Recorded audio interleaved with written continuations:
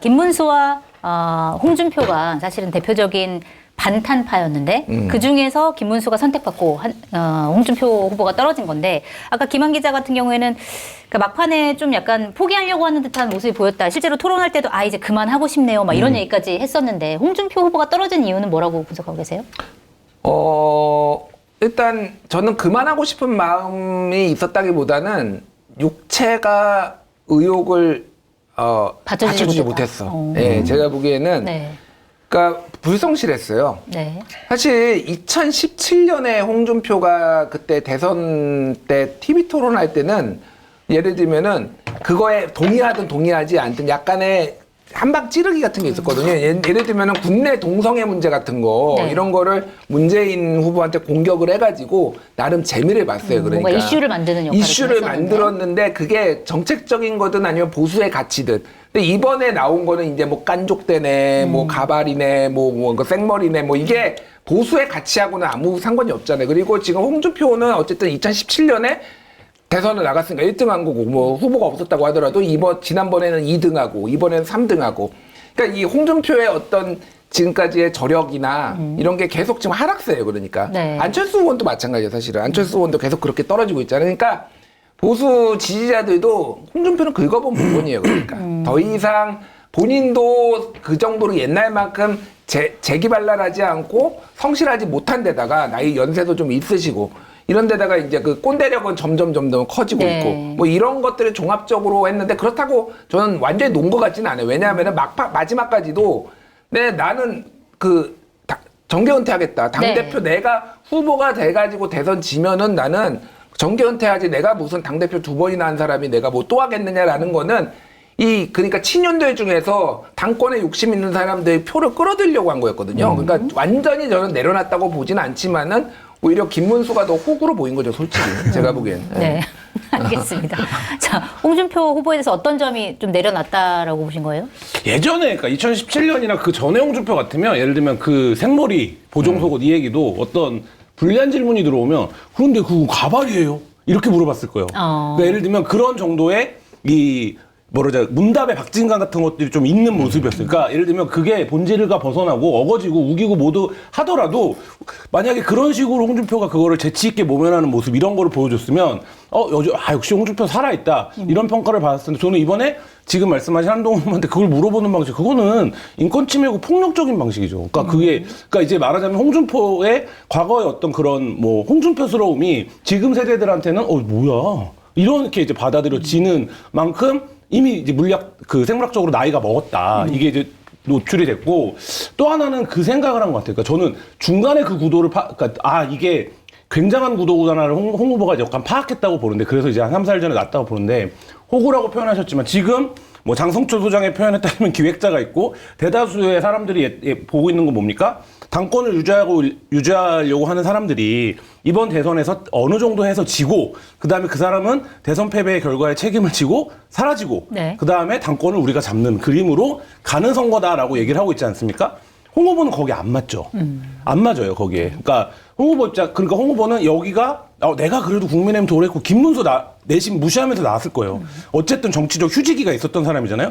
근데 와서 보니까 이게 안 뚫리겠구나. 이거를 좀 느낀 것 같아요. 그게 안 뚫리는 게 홍 후보가 그러면 별로 기반도 없고 하지만 이번에 어쨌든 많이 끌어들인 거 아닙니까? 그 얘기는 그때까지만 하더라도 그래도 어떻게 김문수가 나가냐? 홍준표가 낫지. 이 정서가 내부에 있었다고 봐요. 근데 하다 보니까 이게 진짜로 이기려고 하는 선거가 아니라 당권을 노리는 사람들이 기획을 해서 이 판을 굴리고 있구나. 그러니까 저렇게 한덕수 얘기를 하고 있는 거구나. 그러니까 사실 제 표현이 아닙니다. 어디까지나 김준일 평론가의 표현을 빌자면 네. 제일 호구 2명이 제가 지금 얘기한 끝나고 아웃해줄 수 있는 제일 호구 2명이 한덕수 김문수잖아요. 네. 그러니까 이 그림으로 가고 있다는 거 홍 후보가 좀 느낀 것 같아요.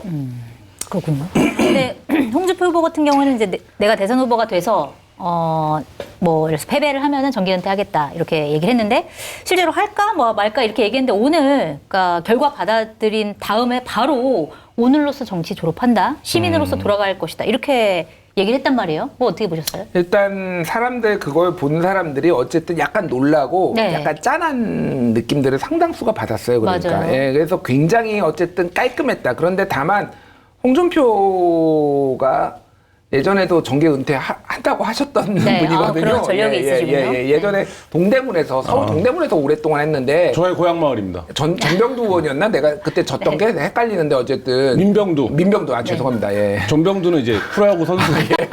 죄송합니다. 민병두 의원한테 정치평론 졸업하셔야겠네요. 와, 이렇게 세게 공격이 들어오나요? 그 장각의 뒷물결이 앞물결을. 그러니까 그때도 사실은 정계 약간 반쯤 은퇴한다라는 얘기로 했는데 경남지사 보궐선거에 바로 뛰어들어가지고 됐거든요. 그래서 저는 그것도 본 것 같아요. 그러니까 여기에서 내가 뭐 이렇게 하는 것보다 깔끔하게 은퇴를 하는 게 후에 오히려 내가 뭔가를 다른 거를 할 때 그게 뭐 이게 제가 보기에는 국힘이 완전 망할 것 같거든요. 네. 비대위원장이 됐든 뭐가 됐든 다시 호출될 일이 있을 것 같아요. 그러니까. 홍밖에 없다. 홍밖에 없다. 이래저래 이 사람 저 사람하고 또 망하고 그러면 홍이라도 또 와가지고 또 해주십시오라고 이제 뭐 더 이상 김종인을 부를 수도 없고 이제는. 김종인 나오면 나요.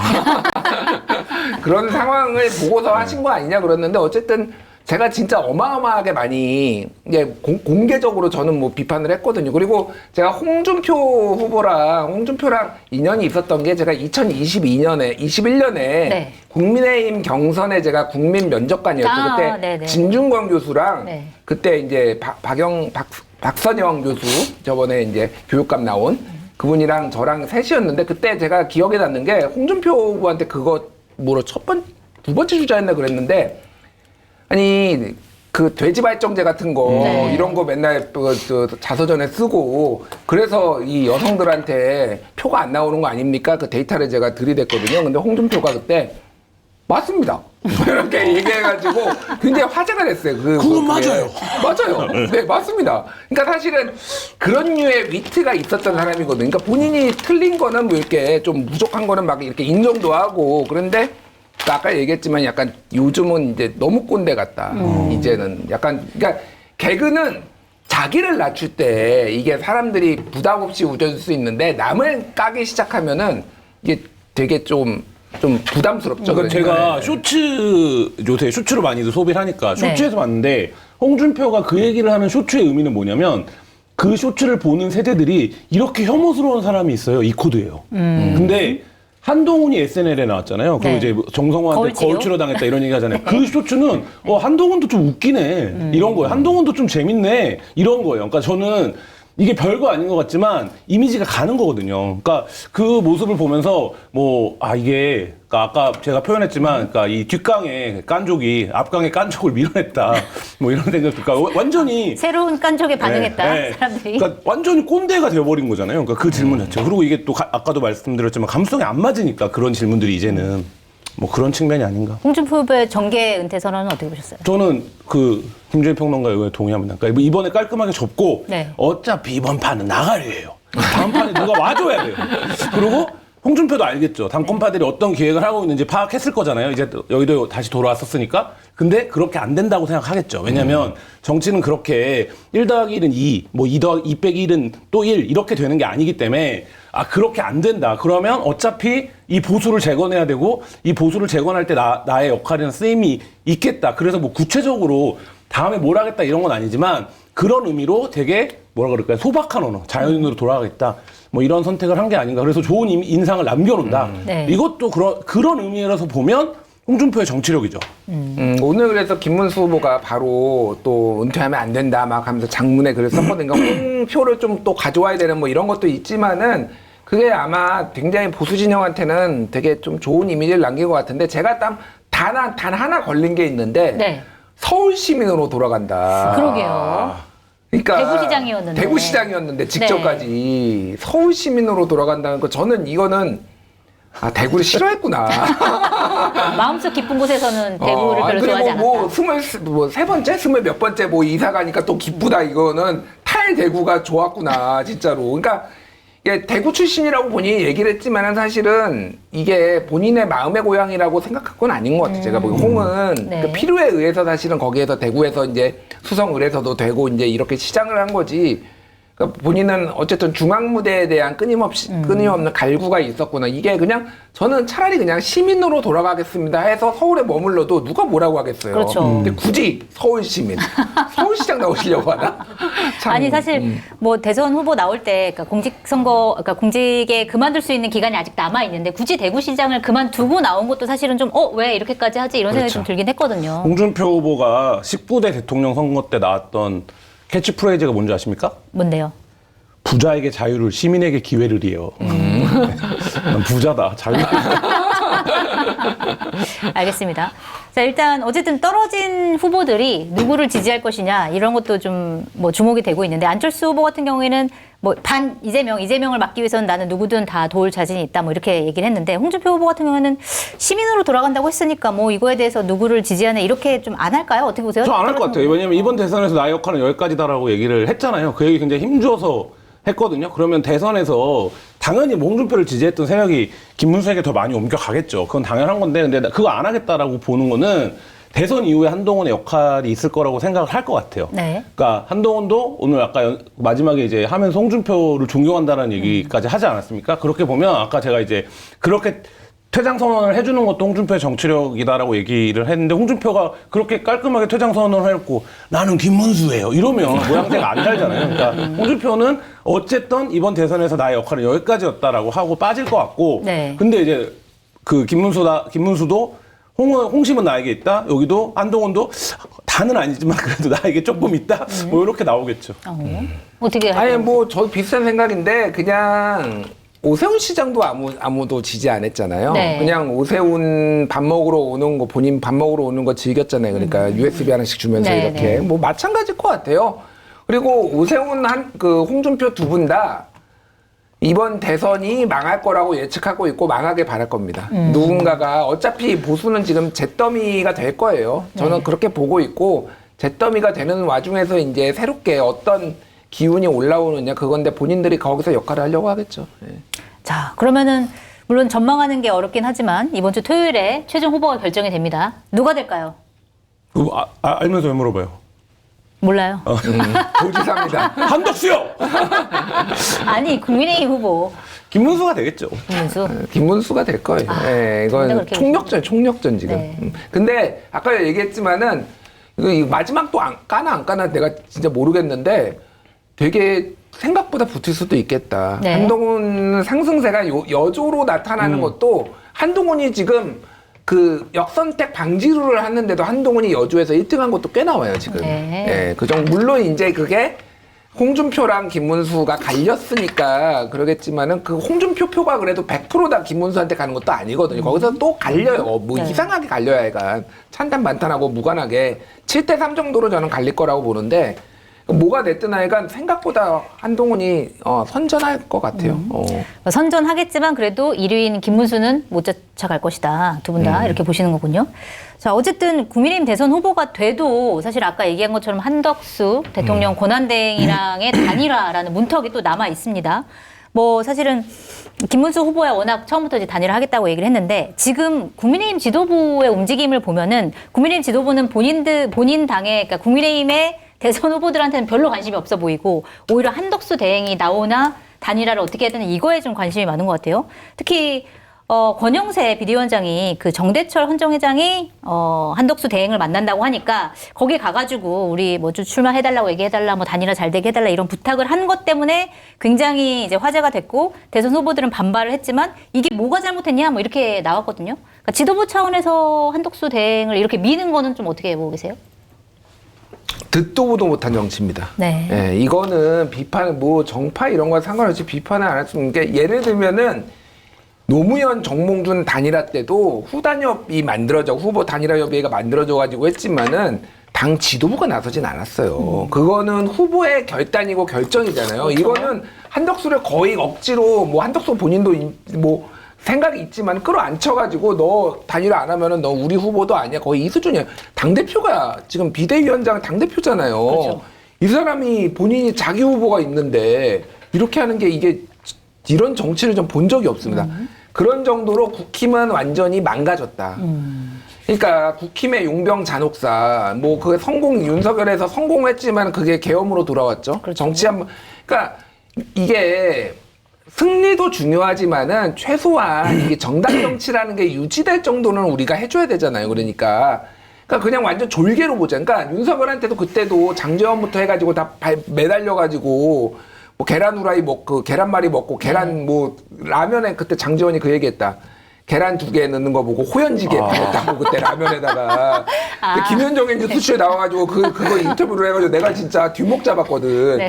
이런 아부도 이런 아부. 근데 그러니까 이건 뭐라고 해야 되나? 그러니까 보수는 그 정규재 주필 표현대로 국힘은 사라져야 되는 정당이다. 이런 얘기가 나올 정도예요. 제가 보기에는 이거는 무슨 이념도 없고 가치도 없고 선거 때마다 이렇게 하는 게 이게 말이 그거를 당대표까지 이렇게 나와가지고 노골적으로 이렇게 하는 게 국민들한테 안 먹힙니다. 국민들이 바보도 아니고 뭐 우리 여조 뒤에 얘기하겠지만은 안 돼요. 근데 이거라도 지금 하겠다라는 거는 결국은 뭐 당권이라도 유지해가지고 자기들 지금 연명하려고 하는 건데 해산될 수도 있겠다. 내가 보기엔 국힘은. 정당이 해산될 수도 있다. 위헌정당 해산 심판 들어갈 수도 있겠다. 이 정당은. 이렇게까지 하면. 반정치라고 봐요. 정치 아닙니다. 정치가 아니고요.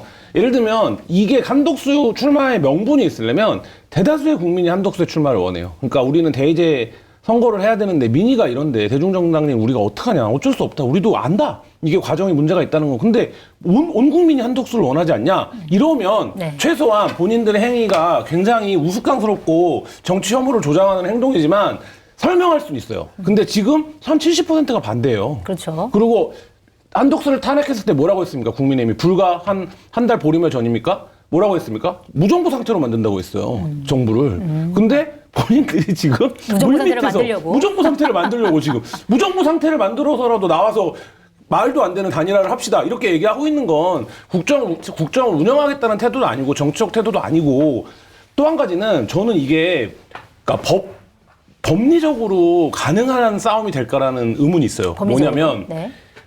아까 말씀하신 것처럼 노무현 정몽준 단일화 정도가 예를 들면 공당의 후보와 무소속 박원순 단일화 모델도 있긴 합니다. 근데 이거는 뭐냐면 후보의 결단이에요. 근데 지금 상황은 후보가 결단했기 때문에 정치적 약속을 했고 이 정치적 약속을 그 정당에 속한 사람들이 따르는 것뿐이에요. 근데 지금 상황은 누가 봐도 그렇게 보이지 않잖아요. 근데 만에 하나 한덕수가 됐어요. 바깥에 무소속인데. 그럼 국민의힘 당원들 중에 누군가가 이건 안 돼. 그렇죠. 이건 무효지. 내가 뽑은 사람이 아닌데. 이건 가처분 내야지. 이거 무효화해야지. 이렇게 집단적으로 움직일 가능성 충분히 있지 않습니까? 네. 국민의힘도 민주당에 비해서는 당원수가 적지만 당원수가 꽤 많아요. 그러면 그걸 가야 돼요. 그 법적 처분을 피할 수가 없거든요. 그럼 결론을 날 때까지 또 기다려야 되고 이런 상황들이 발생하거든요. 그러니까 저는 정치적인 측면에서 보나 법적인 측면에서 보나 이게 거의 뭐 자해행위에 가깝다. 뭐 이런 생각이 듭니다. 알겠습니다. 이러나 저러나 어쨌든 뭐 한덕수 대행이 아직 출마 선언을 하진 않았지만 그게 지금 기정사실화되고 있기 때문에 누군가가 이번 주 토요일에 대선 후보가 된다고 하더라도 한덕수 대행과의 단일화는 과정은 있을 것 같아요. 근데 이게 어쨌든 5월 10일부터 11일까지가 그러니까 후보 등록 기간이기 때문에 그 전에 단일화를 해야 그게 누구든지 국민의힘 기호 2번을 쓸 수 있다라는 건데 어떤 방식으로 단일화를 하게 될까요? 여조하겠죠 뭐. 여론조사. 네, 근데 이게 그러니까 진짜 웃긴 게 뭐냐면은 여러 가지 얘기가 나오잖아요. 오늘 또 뭐 기사가 나온 거 보니까 무소속으로 단일화 한 다음에 국힘에 입당하겠다. 네. 그러니까 이게 시간이 5월 11일 이전에 단일화를 해가지고 국민의힘 기호로 2번을 달고 나가겠다라는 거예요. 그러니까 지금 생각은 먼저 또 입당하는 해서 국힘 당원으로 하기에는 또 좀 뭐 논란도 있으니까 뭐 이미 논란은 다 커졌지만은. 네. 이게 무슨 짓이냐, 이게. 그러니까. 이 부전승, 이런 부전승을 누가 처음부터 기획을 하고 누가 용인을 한 건가. 이게 네. 말이 안 되는 거예요. 그러니까. 자기네들의 경선 자체를 너무 우습게 만들어버렸잖아요. 그러니까 누가 앞으로는 다 모든 게 다 이런 식으로 될 거예요. 그러면 국힘은 앞으로도 바깥에서 한 명 몇몇 선수들이 막 에드벌룬 뛰어가지고 이렇게 하고 있고 여기서 하면은 또 이렇게 해야 된다. 이런 식으로 맨날 이럴 거예요. 맨날. 네. 경선에 사실은 그 참여할 이유가 없어지는 거죠. 어떻게 경선에 보면. 참여할 이유가 네. 없어지는 거죠. 그러니까 무조건 판돈만, 그러니까 이런 특히 여론이라는 거는 조금만 기획을 하면은 만들 수 있어요, 사실은. 그거를 명태균도 보여준 거고, 이 바닥에서는 정치권에는 다 압니다. 그러니까 사실 국힘 스스로가 본인들 후보들이 지지가 안 나오고 이게 가능성이 없으니까 한덕수를 띄운 건데 한덕수가 나오나요 그러면은? 여러 여조를 봐도 보수의 전체 파이가 커지지가 않아요. 네, 한덕수가 그렇더라고요. 들어가면은요 김문수에서 뭐 2, 3% 빠지고 네. 홍준표도 1, 2% 빠지고 맞아요. 이렇게 해가지고 그게 확장이 안 되더라고요. 전이가 되는 거예요. 그냥 네. 그 파이는 딱 30%예요. 그러니까 지금 웬만하면 그 안팎이에요. 이럼에도 불구하고 이런 장난질을 하는 거. 그래서 저는 좀 원론적인 얘기인데 빨리 결선 투표제 도입하자. 네. 이 모든 문제를 해결할 수가 있어요. 진짜 결선 투표제를 도입을 하면은 한덕수가 뭐 다 무소속으로 나와서 하든 끝까지 그냥 가면 되는 거 아니에요. 그러니까 그래서 각자 높은 사람들이 강제적으로 이제 단일화가 되는 방식으로 되는 건데 나는 누구를 지지하겠다 아니면 나는 포기하겠다 이런 식으로. 그러니까 좀 개헌 좀 하자. 이 꼴을 대선을 지금 몇 번을 치르면서 우리가 이 소모적인 단일화 얘기를 맨날 하고 있잖아요. 그러니까 지난번에도 그 한 달 동안은 안철수랑 저기 단일화 얘기하고 네. 있고. 그러니까 좀 그 이재명 후보님께 간곡히 부탁드리는데 제발 네. 개헌 좀 하자. 결선 투표제 좀 도입하자 진짜. 알겠습니다. 결선 투표제 얘기는 사실 되게 오랫동안 나온 이제 얘기였죠. 어떻게 보세요? 단일화 어떤 저는 이 방식으로 할 정도 거라고 보세요? 수준의 행위는 만약에 그렇게 진짜 단일을 한다면 5대 구산에서 전봐 갖고 결정하는 게 맞다고 봅니다. 그냥 전봐가지고 결정하면 된다? 전봐 갖고 결정하는 게 이거는 아니 공당에서 경선으로 뽑힌 후보랑 무소속 후보가 왜 여론조사를 합니까? 예를 들면 한동훈 후보가 됐다고 쳐요. 나 안 할 건데 하면 못 하는 거예요. 이거 후보 결심해야 되는 거예요. 근데 지금 전제는 뭡니까? 후보가 결심할 것처럼 지금 국민의힘이 움직이고 있잖아요. 그거를 그러면 이 경선을 왜 하는 겁니까? 그럼 차라리 오늘 홍 후보가 얘기한 게 솔직한 얘기죠. 아니, 한덕수가 지지율이 높은 게 어쩔 수 없으니까 그러면 내일이라도 입당해서 3명에서 원샷으로 가자. 그거는 최소한 정당 정치 안에서의 문법에 어거지로 끼워 넣을 수라도 있죠. 만약 그것도 사실 근데 말은 안 되죠. 왜냐하면 이미 6명이 떨어졌는데 네. 갑자기 한덕수를 끼워 넣는 건? 근데 그것도 아니라 공당에서 후보를 뽑았어요. 그러면 5월 2일 날 후보 확정되는데 빵빠레 안 올릴 겁니까? 이거 잠깐만 나중에 올립시다. 5월 11일 날 올립시다. 이럴 수는 없는 거잖아요. 그러니까 저는 어떤 방식을 택하더라도 정당성과 명분을 찾을 수 없고 이럴 바에는 가위가위보를 하든가 5대 명산에서 구수라든가 뭐 이거 말고는 저는 이 사태를 더 이상 희화시킬 필요도 없다 이런 아니, 생각이 듭니다. 근데 굉장히 그 박수영 의원이 굉장히 의미심장한 얘기를 했어요. 네. 콘클럽의 얘기를 했어요. 네. 그 밀실에서 우리가 결정했다는 거야. 그렇죠. 우리끼리 그냥 콘클라베가 이제 라틴어로 문을 걸어 잠근다는 얘기거든요. 그래서 135명의 추기경, 전 세계 추기경이 와가지고 3분의 2가 되면 이제 교황 선출하는 건데 중요한 거는 뭐 몇 명이고 3분의 2고 그게 중요한 게 아니라 밀실에서 걸어 잠그고 한다라는 거. 지금 그 얘기를 한 거잖아요. 네. 야, 이건 이제는 그냥 그 몇몇이서 우리가 대선 후보고도 그냥 맘대로 정하겠다는 얘기고요. 물론 그렇게 할지 안 할지는 모르겠으나 그 속내가 늘어난 거니까 야 무슨 여론조사야 그냥 우리가 정할게 그냥 거의 그 수준이에요 그게. 저도 그게 지금 김준일 평론가 얘기한 게 딱 맞는 게 이건 사실상 추대하는 거예요. 추대하자는 거나 다름없는 분위기로 가는 거잖아요. 근데 우리가 국민 경선이 도입된 지도 20여 년이 넘어요. 근데 여기서 갑자기 그 추대를 하자는, 그러니까 말하자면 권위주의 시절의 어떤 정치적인 기획, 발상, 음모, 협작, 공작을 하면서 그거를 신성한 종교적 의식인 콘클라베에 빗대는 언어적 유의를 용납하면 안 된다고 봅니다. 이거는 5대 명산에서 구타는 정도로 결정하면 돼요. 만약에 그렇게 할 거면. 네, 가톨릭에서 공식 항의하라고 제가 얘기를 좀 해야 될 것 같아요. 어디다 대고 콘클라베를 지금 여기다.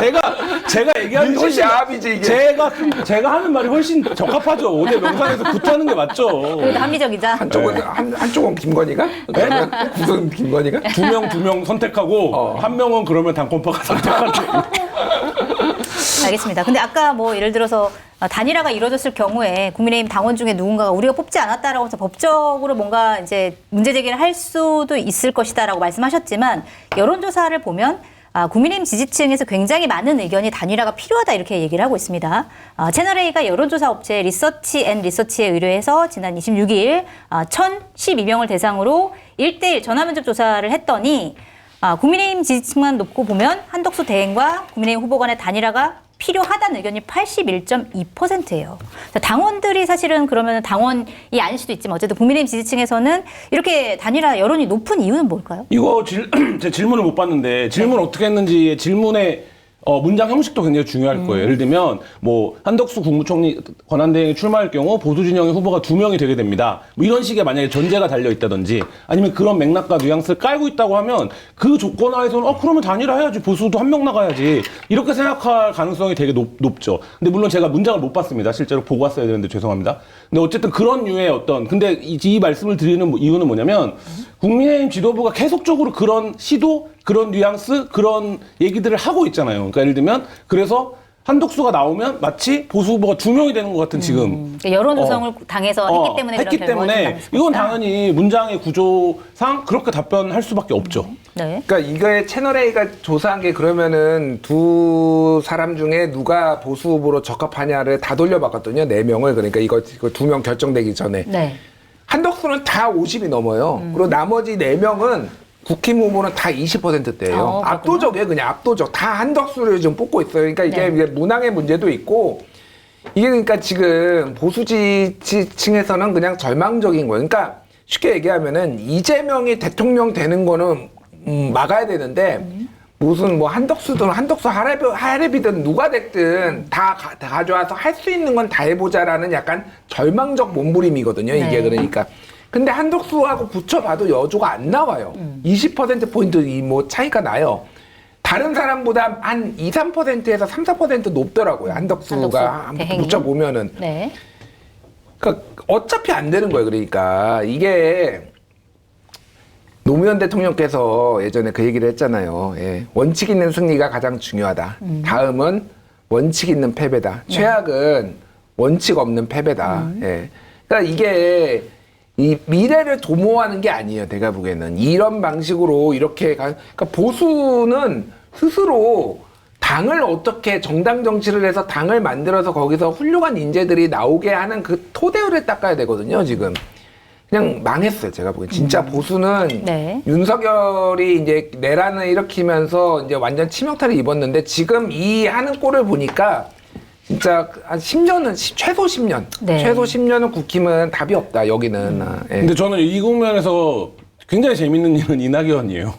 아, 그 얘기 조금 이따 할 네, 겁니다. 할 거예요. 좀 기다려주세요. 네. 그러니까 지금 이 방식 나와서 얘기하려고 그러는데 알겠습니다. 이낙연 들어오면 이제 7대 명상 가야 돼요. 2명. 7대 5대 명산에서 네, 7대 명산까지 알겠습니다.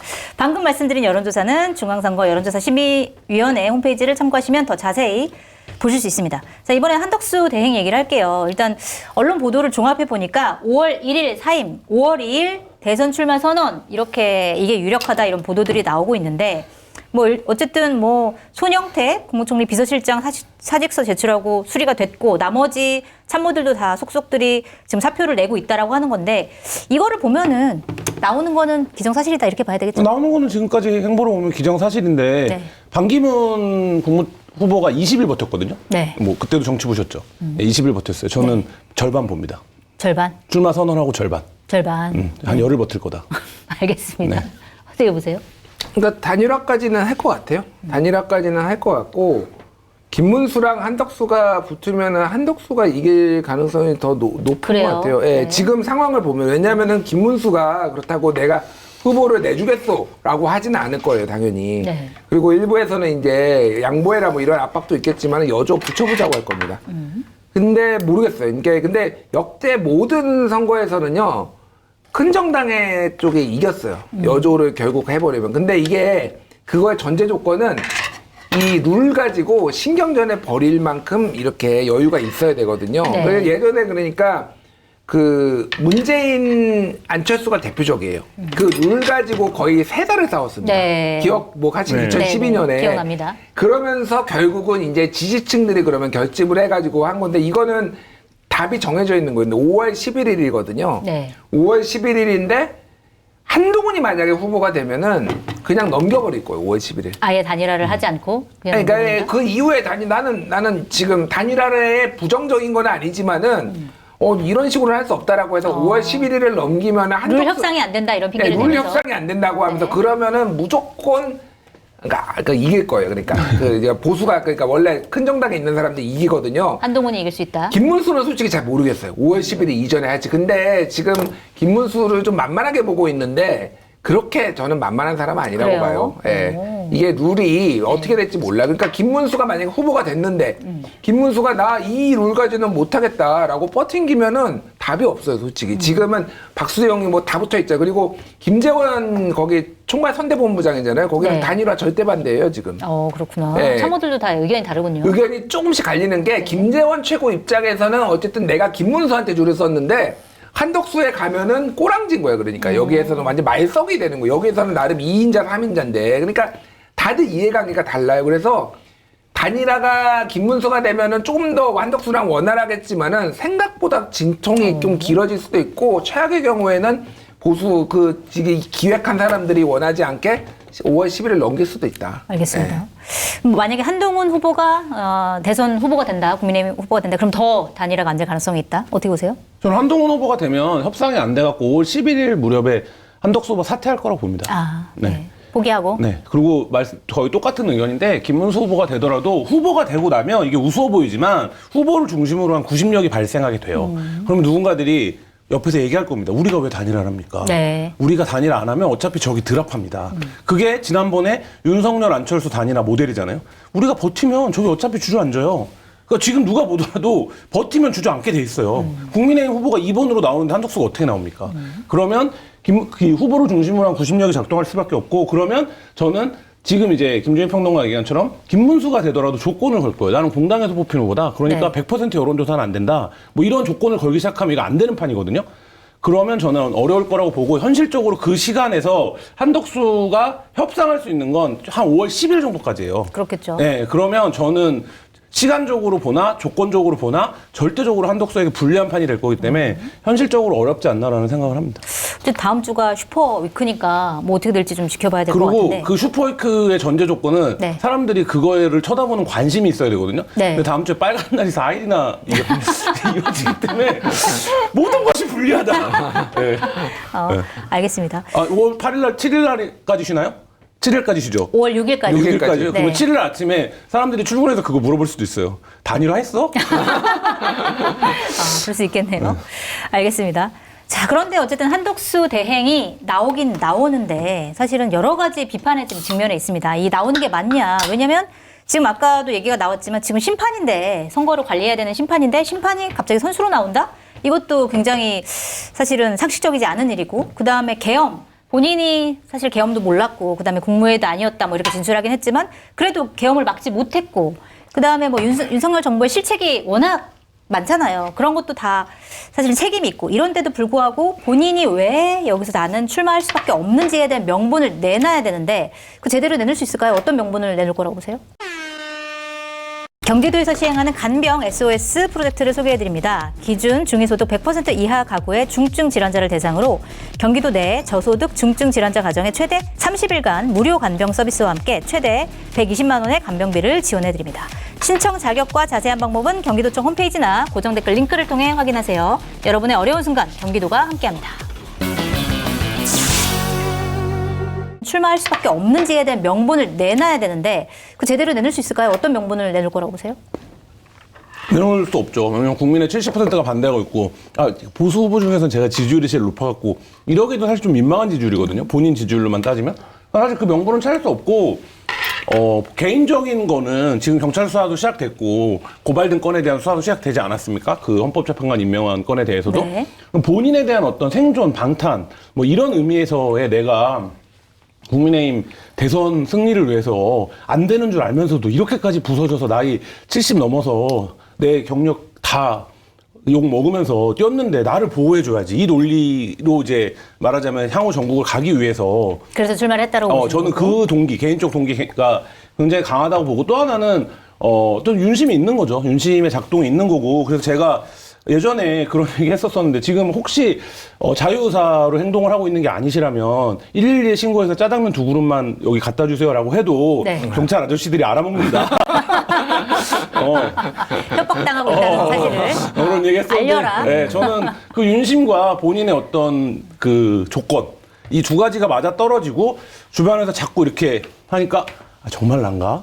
진짜 난가? 난가병. 네. 네. 이거가 굉장히 무섭다고 하더라고요. 그러니까 진짜 나나나 난가 이런 생각에 지금 빠져 있다. 알겠습니다. 어떻게 보세요? 아니 뭐 명분? 비슷한 얘긴데, 그러니까 일단 첫 번째는 이제 믿져야 본전이라는 생각을 할 거. 왜 그러냐면은 이미 나이가 워낙 이제 70대 76 정도 됐으니까 예전처럼 진영을 넘나들면서 관료로서 뭐를 하기에는 이제 끝났어요. 그러면 이제 할 수 있는 거는 본인이 이런 식으로 선출직으로 하거나 무슨 명예직 같은 거 이제 할 수 있는 건데, 이미 윤석열 정부의 색깔이 너무 진하기 때문에 앞으로 이재명 정부에서 그런 거를 할 리도 없잖아요. 그리고 이제 내란 수사에 대해서 본인의 어떤 보호 본능이 정치인이 돼야지 오히려 이제 강하게 야당 탄압이다, 뭐 탄압이다, 이런 거, 보복이다 이런 거 이제 주장할 수도 있는 거고, 네. 자녀도 없고, 이것도 저는 굉장히 중요하다고 봅니다. 자녀가 있었으면은 이런 결정 하기 쉽지 않아요. 왜냐면은 자녀가 털리거든. 예, 자녀가 털리는데 뭐 이건 공식적인 건 아니고, 그러니까 일반적으로 과거를 봤을 때는 압박이 상당히 들어갈 건데, 자녀가 없기 때문에 오직 본인 중심으로만 이제 사고를 할 수 있다라는 거고, 여기까지 왔는데 뭐 꽃가마 이렇게 태워주는데 믿져야 본전인 거예요. 그러니까 돈이 문제야, 돈이. 그러니까 무소속으로는 못 뛰어요. 네.